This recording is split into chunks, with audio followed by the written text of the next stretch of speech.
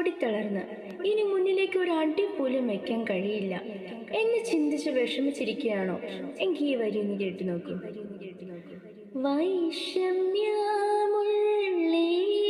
കുന്നും കരകേറി നടക്കൊള്ളുവാൻ, വൈഷമ്യമുൾ ഏതു കുന്നും കരകേറി നടക്കൊള്ളുവാൻ രക്ഷക